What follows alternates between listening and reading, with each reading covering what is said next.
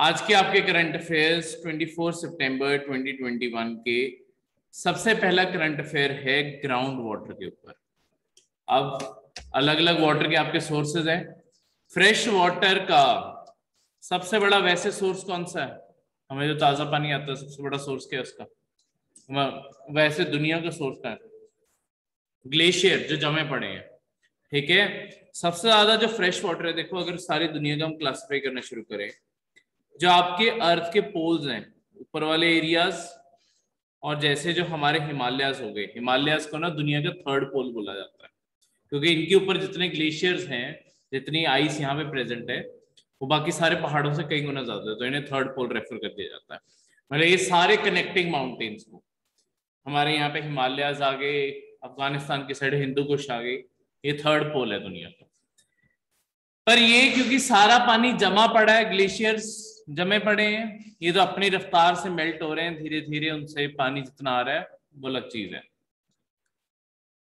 तो हमारे लिए ये वाटर अवेलेबल नहीं है। तो फ्रेश वाटर का जो अगला बिगेस्ट सोर्स है वो है ग्राउंड वाटर।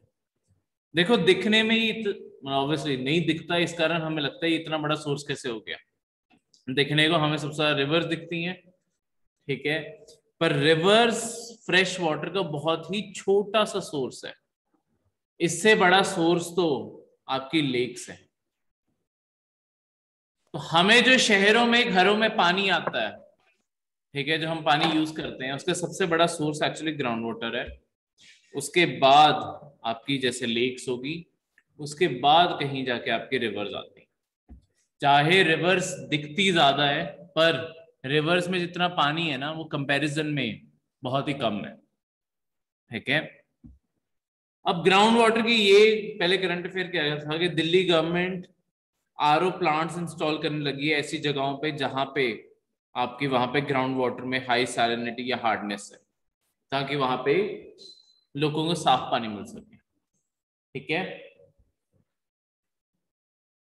एक तो हम घर पे आरओ इंस्टॉल कर लेते हैं, पर एक गवर्नमेंट ने जगह जगहों पे स्कीमें शुरू की थी, जैसे पंजाब में भी स्कीम शुरू की थी और भी स्टेट्स ने, कि आपके रूरल एरिया में या छोटे शहरों में एक आरओ प्लांट लगा देते थे।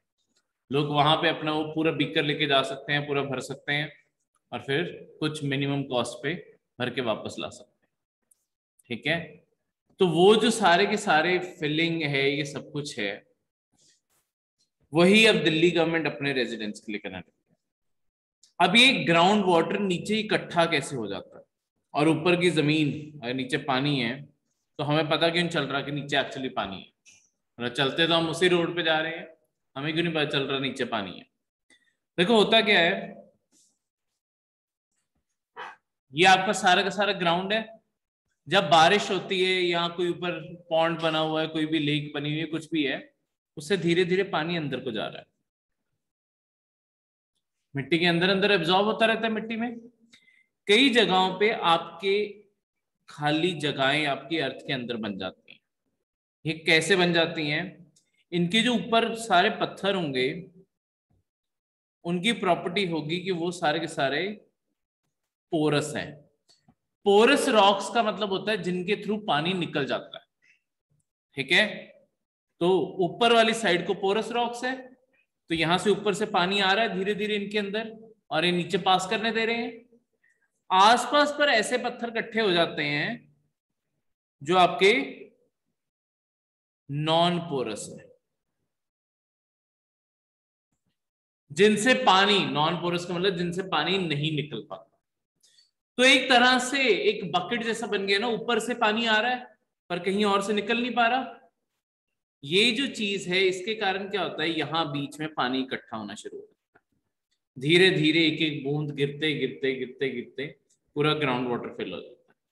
ये जो जगहें बनती हैं, इन्हें कहते होते हैं एक्वीफायर्स, ठीक है। यहीं पे होता है आपका सारा का सारा ग्राउंड वाटर, ठीक है। अर्थ के अंदर जहां पे एक्वीफायर होंगे, वहीं पे आपके ग्राउंड वाटर होगा। इसलिए ऐसा भी नहीं है कि तुम रैंडमली कहीं पे भी जमीन खोदोगे तुम्हें पानी मिल जाएगा, क्योंकि जरूरी नहीं है कि हर जगह ऐसे पोरस पत्थर बने होंगे। और आसपास नॉन पोरस होंगे। जहां पे ऐसी लेयर बनेगी सिर्फ वहीं पानी इकट्ठा हो पाता है और वहीं ये बनते हैं। पर उसके बाद क्या होता है, कई बारी लेट्स सपोज ये कोई एक बीच में ऐसा एक और पोरस पत्थर ही था, मतलब इसमें से भी, यहां से भी पानी निकल जाता था, और यहाँ पे ऐसे सीरीज ऑफ ऐसे पत्थर थे जो अगले ऐसे ही किसी वॉल्ट से आगे जुड़ते हैं।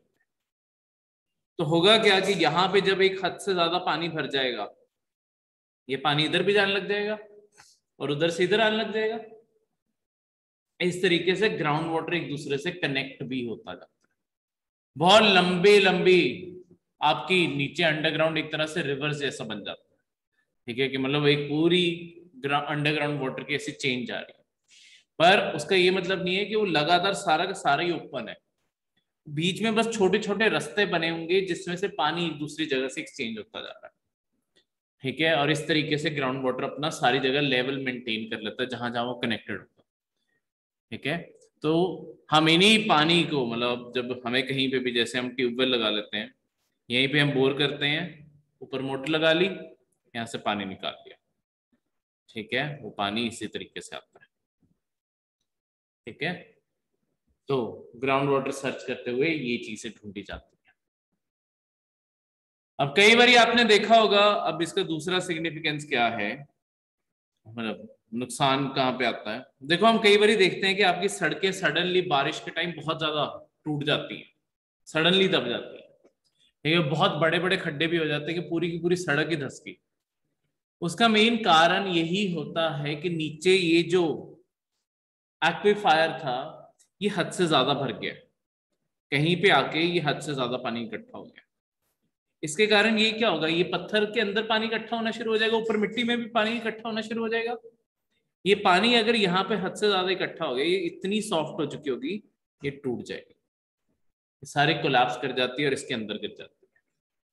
उन खड्डों के अंदर कभी, मतलब वैसे ऑब्वियसली डेंजरस है तो मत ही देखना, पर कहीं छोटा मोटा खड्डा दूर से दिख रहा होता है, हमेशा देखना वहां पे पानी होगा उस खड्डे के अंदर, क्योंकि ये एक्विफायर जहां पे पूरे भर जाएंगे, ये ऊपर के फिर पत्थरों को कमजोर करने लग जाते हैं और फिर पूरी की पूरी जमीन ही इसमें धंस जाती है, ठीक है। इसी कारण फिर हमें क्या करना पड़ता है, कई बार हमें खुद आर्टिफिशियली इसके ऊपर कंक्रीट लगा के इसे बंद करना पड़ता है ताकि पानी टिका रहे, नहीं तो सड़कें बार बार हर साल बारिश होगी, हर साल टूटेंगे, यही चलता रहता, ठीक है। तो ग्राउंड वाटर बारे आपके यहाँ पे यही चीजें लिखी हैं, ठीक है। नेक्स्ट है सैंडलवुड। अब सैंडलवुड एक हैवी येलो कलर की फाइन ग्रेन्ड वुड है जो एरोमेटिक वुड है, ठीक है। सैंडलवुड खुशबू देती है ना, आपके रिलीजियस प्लेसेस में भी यूज की जाती है, वैसे फ्रेग्रेंस के तौर पे यूज की जाती है। तो इस तरीके से आपकी सैंडलवुड काफी फेमस है। पर ये जो सैंडलवुड है ये ज्यादातर ना हमारे जंगलों में पाई जाती है इंडिया के, और यहाँ पे इनकी कल्टीवेशन करना, मतलब इन्हें काटना कलेक्ट करना बैन है। सिर्फ गवर्नमेंट जब परमिशन देती है, लाइसेंस जारी होता है इसका, वो जब लाइसेंस जारी होगा, हाँ जी चंदन बिल्कुल, ठीक है, वो जब लाइसेंस जारी होगा तभी आप सैंडलवुड काट सकते हो, नहीं तो कलेक्ट कर सकते हो, नहीं तो नहीं कर सकते इसे कलेक्ट, ठीक है। तो इसका, इसी कारण इसका एक बहुत बड़ा ना इलीगल ट्रेड एग्जिस्ट करता है दुनिया में, क्योंकि डिमांड तो इसकी बहुत है। आपकी छोटी छोटी चीज लगा लो, चाहे आपके कोई परफ्यूम बनाना है, ठीक है, चाहे आपके वैसे रिलीजियस चीजों में यूज करना है, तो हर चीज में डिमांड तो है, उतनी इसके पीछे प्रोडक्शन नहीं है। अब जब इसकी प्रोडक्शन नहीं है तो अपने आप ही इलीगल ट्रेड एग्जिस्ट करेगा ही करेगा, क्योंकि उतने लाइसेंस नहीं जारी होते, इसे बचाने के लिए उतने लाइसेंस नहीं जारी किए जाते, पर तब भी आपके तोड़ ही लाते हैं इसे लोग।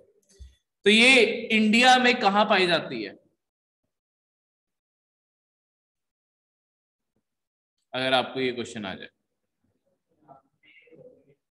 हैं जी? नहीं, ये तो लगाई जा सर रही है साउथ, नेचुरली सर कहाँ साउथ, होती है? सर साउथ में। कहाँ पे? सर साउथ इंडिया, बिल्कुल। कर्नाटका वाली साइड। देखो, अगर सबसे पहले basically sir south excuse India. Me sir, हाँ जी। विक्रम सर, इसके ऊपर सर फिल्म पिक्चर भी बनी थी ना, वो वीरप्पन वाली पिक्चर, हाँ जी, बिल्कुल है ना? बिल्कुल। वीरप्पन भी इसका स्मगलिंग करता था। ठीक है। तो इंडिया की जो ट्रॉपिकल बेल्ट है, ट्रॉपिकल बेल्ट है इंडिया का साउथ का हिस्सा। ये जो प्लांट है ना, ये एक ट्रॉपिकल प्लांट है। तो इसका ऑप्शन याद रखना, ये सिर्फ उसी एरिया में उगेगी जहां पे इंडिया का ट्रॉपिकल एरिया होगा। तो इंडिया के बिल्कुल सेंटर से निकलती है ट्रॉपिक ऑफ कैंसर। ये अगर पूरी अर्थ में बनाऊं, सेंटर में इक्वेटर, ऊपर ट्रॉपिक ऑफ कैंसर, नीचे ट्रॉपिक ऑफ कैप्रिकॉन, ये आपकी पोल्स। इंडिया एग्जिस्ट करता है आपके ऐसे यहां पे। ठीक है, चलो।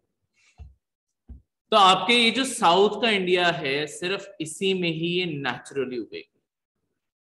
तो इसमें अगर आपको ये पूछा जाए कि हैबिटेबल जगहें कौन सी हैं, तो अंडमान एंड निकोबार भी आ जाएगा, दो ओरिजिनरी वो वहां पे नहीं उगती। हैबिटेबल इंडिया का सारा ट्रॉपिकल एरिया वैसे पड़ेगा। तो अभी के लिए जो इंडिया का ड्राई ट्रॉपिकल एरिया है, यानी कि जो अगर साउथ इंडिया का ये पार्ट लगाओगे, यहाँ पे वेस्टर्न घाट्स आते हैं, वेस्टर्न घाट के इस साइड पे ना बहुत बारिश होती है। इसे छोड़ के ये बाकी का जो एरिया है साउथ का, ये जो आपका ट्रायंगल बन गया, यहाँ पे आपके मतलब यहाँ पे भी थोड़ा सा एरिया छोड़ दोगे, उड़ीसा वाला। ठीक है, बाकी सारे एरिया में बारिश इतनी ज्यादा नहीं होती, पर ट्रॉपिकल एरिया है तो ये वहां पे पाया जाता है। क्लियर है? तो इसकी डिस्ट्रीब्यूशन वैसे वेस्टर्न घाट्स में पाया जाएगा अगर ऑप्शन आ जाए, क्योंकि वेस्टर्न घाट्स की ये वाली ईस्टर्न स्लोप्स तो पड़ेंगी ना, पहाड़ ऐसे ही होता है, दोनों साइड पे होती है स्लोप। इस साइड पे बारिश ज्यादा है, दूसरी साइड पे कम है, तो उस साइड पे। ठीक है। तो ये one of the most expensive would है। कभी इसे जलते हुए देखा है? जला के देखा है कभी इसे? हाँ जी। जो प्योर लक्कड़ है।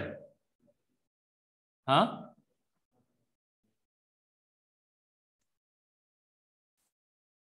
ये जलते हुए ना चिंगारियां छोड़ती है, ये अच्छी वुड फायर नहीं है। ये लिटरली तुम्हारे ऊपर भी सारी चिंगारियां छोड़ देगी। ये क्या है कि अगर इसे आग लगाओगे, लेट्स सपोज तुमने सोचा कि लोहड़ी मना रहे हैं और लोहड़ी में एक सैंडलवुड रख ले। ठीक है, जिन एरियाज में अवेलेबल है वहां तो लोग यूज मतलब और यूजेस में तो ले ही आते हैं इसे, पर इसे जलाने के लिए नहीं यूज किया जा सकता। जैसे ही उसमें रखोगे ना, ये चिंगारियां मारना शुरू करती है। तो इसे जलाना बहुत मुश्किल है, मतलब प्रेफरेबल नहीं होता है। ठीक है, तो ये उस चीज के काम नहीं है। नेक्स्ट करंट अफेयर है अर्जुन टैंक। आपकी ये न्यूज गलत पेस्ट होगी। ठीक है, एनवायरमेंट मिनिस्ट्री को कुछ लेना देना नहीं। अर्जुन टैंक जो है इंडिया का मेन बैटल टैंक है। अभी आपके डिफेंस मिनिस्ट्री ने और 144 अर्जुन टैंक्स का ऑर्डर प्लेस किया है, ये करंट अफेयर था। ठीक है, पर ये लास्ट बैच होगा जो अर्जुन टैंक का जाएगा। देखो, वैसे ये one of the most advance tank है पूरी दुनिया का, पूरी दुनिया में से वन ऑफ द बेस्ट है। और इंडिया की कामयाबी ये है क्योंकि हमारे डीआरडीओ का अपना बनाया हुआ टैंक है। ठीक है, तो उसका डीआरडीओ के अंडर है combat vehicle research and development establishment, इनका अपना बनाया हुआ ये टैंक है। तो इंडिया की कामयाबी ये बहुत बड़ी है, पर आपकी आर्मी ने इसके ऑर्डर्स नहीं प्लेस किए। हुआ क्या, अब यहाँ पे एक बहुत बड़ी कंट्रोवर्सी हुई है। हमारी आर्मी किसी तरीके से अभी भी T-90 टैंक्स को बहुत ज्यादा पसंद करती है। बल्कि वॉर गेम्स करवाई गई इस टैंक के बीच और T-90 टैंक के बीच। ये T-90 टैंक से बहुत बेहतर साबित हुआ। हर जो भी जितने भी क्राइटेरिया थे, हर क्राइटेरिया में ये T-90 से बेटर साबित हुआ। ओरिजिनली ये आपका, अब इसका जो मतलब ये थर्ड जनरेशन आ गई है अर्जुन की। हुआ क्या है कि आपके पहला अर्जुन टैंक बना, आर्मी ने बहुत सारी कमियां निकाल दी कि हमें ये भी चाहिए, ये भी चाहिए, ये भी चाहिए। DRDO ने वो सब कुछ भी बना के दे दिया। अगली एक और लिस्ट जोड़ दी कि हमें ये भी चाहिए, ये भी चाहिए, ये भी चाहिए, ये भी चाहिए, वो भी जोड़ दिया। पर अब वो जोड़ते जोड़ते ऑब्वियसली अगर तुम इतनी चीजें डिमांड कर लोगे कि हमें इतना मोटा इसका कवर चाहिए, इतनी भारी इसमें गन चाहिए, ठीक है, ये एडवांसमेंट चाहिए, ये रडार्स चाहिए, सब कुछ चाहिए, मल्टीपल गन्स चाहिए, वेट तो अपने आप बढ़ेगा टैंक का। अब करते कराते टैंक इतना भारी हो गया है कि आर्मी कहती है इतना भारी टैंक तो हमें चाहिए नहीं। पर अब यहां पे DRDO और आर्मी का कन्फ्लिक्ट हो गया कि तुमने जो चीज मांगी हमने दे दी, पर तुम अभी भी नहीं खरीदना चाहते, ठीक है। आर्मी कहती कि नहीं, हमें तो ये सब कुछ चाहिए था पर हल्का भी चाहिए। वो प्रैक्टिकली पॉसिबल ही नहीं है, क्योंकि जो वो T-90 यूज कर रहे हैं उसमें भी वो सब कुछ नहीं है। सब कुछ लगा दिया तब भी तुम कह रहे हो ऑब्वियसली टैंक भारी हो जाएगा, ठीक है। ऑलमोस्ट 6,500 किलो का ये टैंक है, तो बहुत ही भारी चीज है ये। पर इसका वेट बढ़ने का कारण ही ये है कि इंजन बहुत पावरफुल है इसमें, कि देखो इतना कुछ लगा के भी ये 70 किलोमीटर पर आवर की स्पीड पे चला जाता है। और इसके ऊपर हर चीज लगी है, माइंस फ्लो करने की भी इक्विपमेंट लगी है, ठीक है, आपकी मशीन गन भी लगी हुई है, मेन गन्स और भी लगी हुई हैं, सब कुछ लगा हुआ है इसके अंदर। तो गवर्नमेंट ने फोर्स किया है आर्मी को कि देखो तुम्हें तुम्हारी सारी ऑर्डर्स पूरे हुए हैं तो तुम्हें खरीदना तो पड़ेगा ही, ठीक है, क्योंकि ऑब्वियसली एक ऑर्गेनाइजेशन को तुम दूसरे से ऊपर प्रायोरिटी तो नहीं दे सकते, तो कहीं ना कहीं तो खरीदना पड़ेगा। तो इसी के चलते हुए एक पहले भी मतलब खरीदे हैं और 144 अब और ऑर्डर प्लेस किया।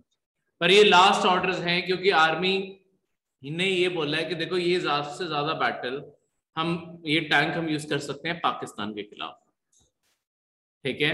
पर हमें अब फ्यूचर जनरेशन के लिए जो टैंक्स चाहिए वो हमें चाहिए चाइना के खिलाफ। और वो जो टेरेन है वहां पे लाइट टैंक्स ही जाए, क्योंकि वो टेरेन एक तो हवा पतली है, इंजन की कैपेसिटी अपने आप कम हो जाती है, उसके अलावा जितनी चढ़ाइयां चढ़नी है, कुछ भी करना है, उन टैंक्स की एफिशिएंसी तभी आएगी अगर वो लाइट होंगे और वो जल्दी मूव कर पाएंगे उन सारे एरिया से। इस कारण अब फ्यूचर डेवलपमेंट लाइट टैंक्स की जाएगी। तो पर ये बहुत ही पावरफुल अपने आप में टैंक माना जाता है, ठीक है। 43rd आर्मर्ड रेजिमेंट सबसे पहली रेजिमेंट थी जो बनाई ही इस चीज के लिए गई थी 2009 में, जिसे अर्जुन टैंक्स दिए गए थे। अब और टैंक्स इंसर्ट किए जाएंगे और रेजिमेंट्स बनेंगी आपकी। और ये टैंक इतना बड़ा है कि इसे चलाने के लिए एक टाइम पे 4 लोग चाहिए इसके अंदर, ठीक है। जो छोटे टैंक होते हैं उसे 2 लोग भी चला लेते हैं।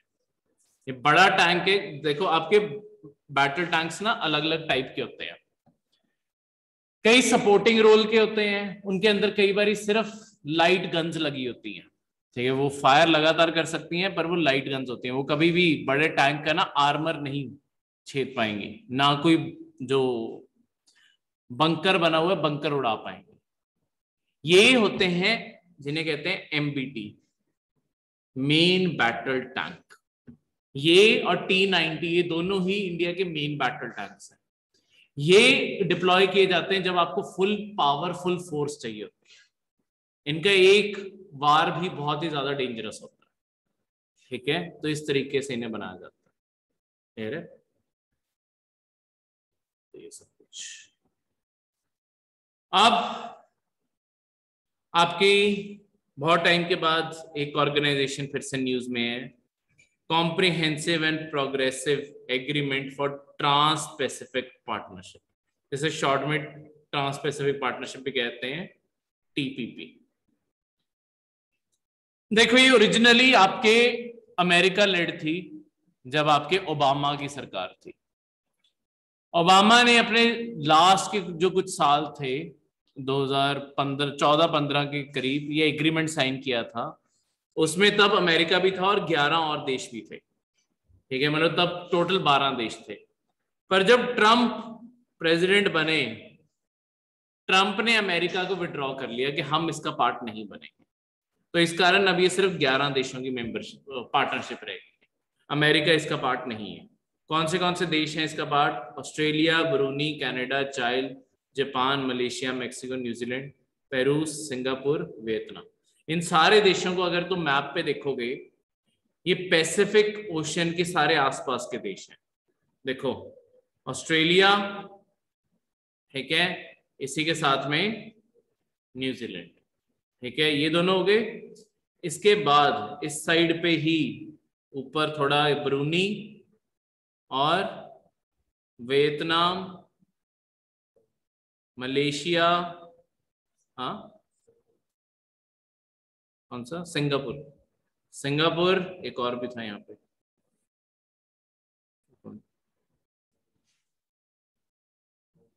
बाकी मलेशिया मैंने कर लिया, ठीक है। 3 देश यहाँ पे हो गए, एक ब्रूनी हुआ, एक ये हो गए। उसके बाद ऊपर जापान, ये सारे इस साइड को हो गए, एशिया की साइड को हो गए। दूसरी साइड पे अगर तुम देखोगे ऊपर कनाडा, बीच में अब पहले अमेरिका भी था वो छोड़ गया, फिर नीचे मेक्सिको, ठीक है, तो आपका कनाडा और मेक्सिको भी हो गया। इसके बाद आपका चाइल्ड और पेरू, ये तो ये सारे के सारे पैसिफिक ओशन के आसपास पड़ने वाले देश, ठीक है।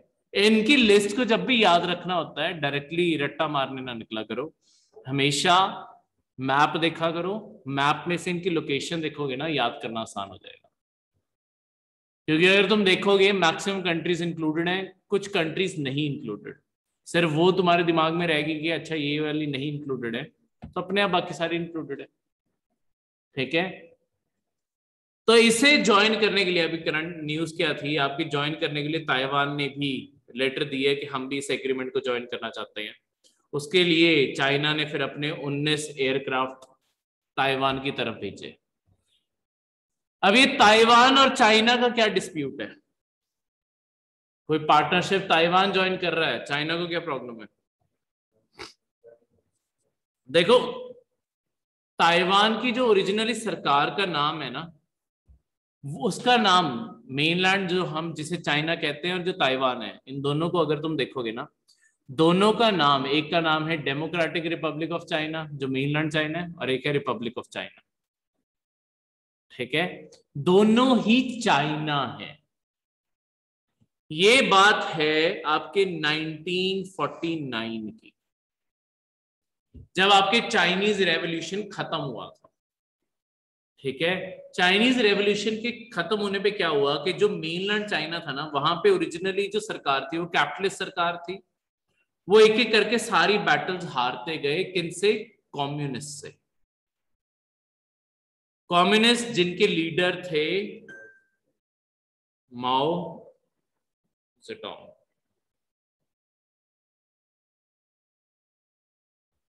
ठीक है, उनके लीडर थे माओ, ठीक है, जो वो सोच रखते हैं उन्हें तभी कहते हैं माओवादी, ठीक है, माओइस्ट या हिंदी में माओवादी जिन्हें कहते हैं वो लोग हैं।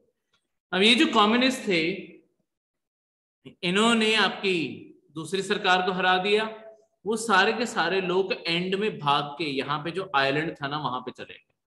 ये जो आइलैंड है ये है ताइवान। पर ये जो ताइवान की सरकार है ये पूरे के पूरे चाइना के ऊपर क्लेम चढ़ती है कि एक्चुअली हमारा रूल इसके ऊपर भी होना चाहिए। ये कहते हैं कि हमारा रूल, हम जीते हैं, ये आइलैंड भी हमारे अंडर ही है, बस हमने थोड़ी इंडिपेंडेंस दी है, पर अल्टीमेटली ये आइलैंड हमारे अंडर ही है, ठीक है। तो इस तरीके से आपके ये दोनों देशों में आज तक टकरार है कि चाइना कौन है। ओरिजिनली जब आपका फिर यूनाइटेड नेशन बना, सारी दुनिया अपने इंटरनेशनल रिलेशन बना रही थी, चाइना इसे ही रिकॉग्नाइज किया जाता था। पर धीरे धीरे आपका फोकस हुआ क्या, आपके अमेरिका ने सोचा अब चाइना की, ये वाली चाइना की बॉर्डर लगते ऊपर रशिया से, सोवियत यूनियन था वो। अब सोवियत यूनियन से टक्कर लेने के लिए उन्होंने ये सोचा कि ये जो चाइना है उसे अपनी साइड कर ले, क्योंकि इनकी हेल्प मिलेगी तो हम सोवियत यूनियन को और ज्यादा तोड़ देंगे। उन्होंने इसे सपोर्ट देनी शुरू की। सपोर्ट देने में क्या किया इन्होंने, चाइना इसकी जगह इससे चाइना रिकॉग्नाइज करवाना शुरू करवा दिया दुनिया में, अपने सारे अलाइज को बोला ये चाइना हम मानेंगे, ठीक है। ताइवान प्रोटेक्शन में रहेगा, ताइवान अमेरिका की प्रोटेक्शन में है, पर इसे हम चाइना की रिकॉग्निशन देंगे। लॉन्ग टर्म में चाइना की सरकार स्ट्रॉन्ग ग्रो करना शुरू करेगी। उन्होंने एक पॉलिसी ही बना दी जिसे हम कहते हैं one China policy. One China policy क्या है कि तुम या तो ताइवान को एज अ देश रिकॉग्नाइज करोगे या चाइना को, दोनों को देश नहीं रिकॉग्नाइज कर सकते। तो हमारे इंडिया में भी जैसे हमारे, क्योंकि चाइना से रिलेशन है, मेनलैंड चाइना से रिलेशन है, इसी कारण हम ताइवान को देश नहीं मानते। देश मानने का मतलब होता है कि तुम उनके साथ फुल डिप्लोमेटिक रिलेशन बना रहे हो। फुल डिप्लोमेटिक रिलेशन बनाने का मतलब होता है कि जो तुम्हारी कैपिटल होती है वहां पे उनकी एम्बेसी ओपन होती है, ठीक है। सारे देशों की एम्बेसी दिल्ली में है, जैसे ग्रीन जोन बोला जाता है, वहां पे सारी एम्बेसी सारे देशों की, जिन्हें भी इंडिया रिकॉग्नाइज करता है, कोई छोटा सा देश भी होगा ना उसकी एम्बेसी भी वहां पे होगी। ताइवान की इंडिया में एम्बेसी नहीं है। ताइवान का सिर्फ एक आपके एम्बेसी से ना एक छोटे लेवल का ऑफिस होता है, जिसे कहते हैं कॉन्सुलेट ऑफिस, वो ओपन हुआ है। ताइवान के सारे दुनिया में सिर्फ कॉन्सुलेट ऑफिस है, उसे एम्बेसी कोई नहीं बनाने देता, क्योंकि सबको इस चाइना से रिश्ते ज्यादा इंपॉर्टेंट है आपके टाइम में तो वैसे। तो इस कारण तो जब भी ऐसा ताइवान कोई भी डिसीजन लेता है, आप पता क्या, ताइवान ओरिजिनली ये 1949 में क्यों यहाँ पे वो भाग के आ गए थे, और कम्युनिज्म जब वो जीत ही रहे थे तो ये आइलैंड भी जीत लेते। ओरिजिनली क्या था कि ये जो कम्युनिस्ट थे ना, इनके पास नेवी नहीं थी, वो सारी नेवी लेके भाग गए थे, तो वो समुद्र क्रॉस करके आ ही नहीं सकते थे इस आइलैंड को कब्जा करने, तो ताइवान अलग इस्टेब्लिश होना शुरू हो गया। पर अब चाइना के पास नेवी भी है, एयरफोर्स भी है, सब कुछ है, तो वो लगातार अपनी इंटेंशन बताते रहते हैं कि एक दिन हमने ताइवान ले लेना, कि ताइवान हमारा ही पार्ट है और हम एक दिन इसके ऊपर कब्जा कर लेंगे। तो इस तरीके से वो अपनी क्लियर इंटेंशन बताते रहते हैं, ठीक है। जैसे हांगकांग के ऊपर पूरी तरह कब्जा कर लिया, वैसे ताइवान के ऊपर करना चाहता है। बस ताइवान को प्रोटेक्शन देता है यूएसए, यही चीज है जो इसे रोक के रखती है, ठीक है, नहीं तो वो कब के कर ले। तो इसीलिए जब ताइवान ने ये आपकी एक इकोनॉमिक पार्टनरशिप ज्वाइन करने की बात की, तब आपके चाइना ने बस फिर थ्रेटन करने के लिए वो क्या करता है कि एयरक्राफ्ट्स कभी भेज दिए, उसकी एयर स्पेस एंटर करके वापस आ जाएंगे, कभी नेवी की शिप्स उसके आसपास घुमा देते हैं, ताकि उन्हें हर टाइम डर बना रहे कि चाइना कभी भी हमला कर, तो हम ऐसा कुछ भी ना करें जो चाइना को ऑफेंड करते। तो इस चीज के कारण ये वो काम करते हैं। क्लियर है, कोई भी डाउट नहीं? तो अपने आप में ये ट्रांस पैसिफिक पार्टनरशिप क्या है, ये एक फ्री ट्रेड एग्रीमेंट होना था, जिसमें ये सारे अभी भी मतलब ये हो चुका है 11 ये देशों ने। अब फ्री ट्रेड एग्रीमेंट क्या होता है उसके बारे में बात करते हैं।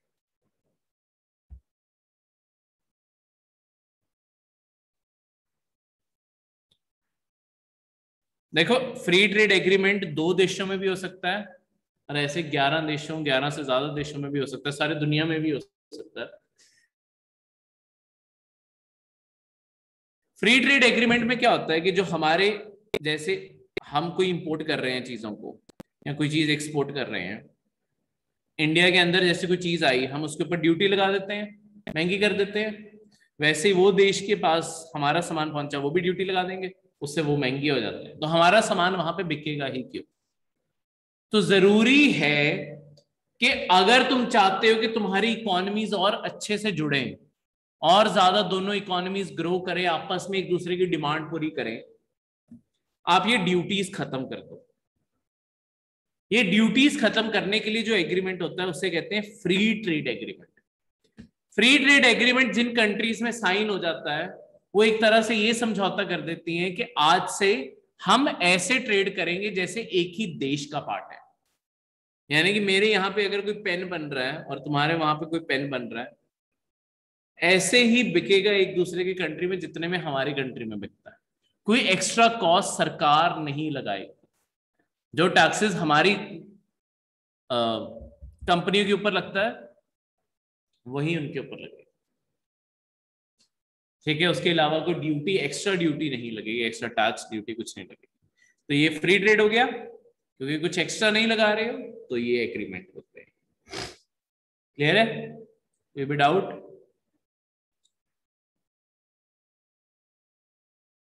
तो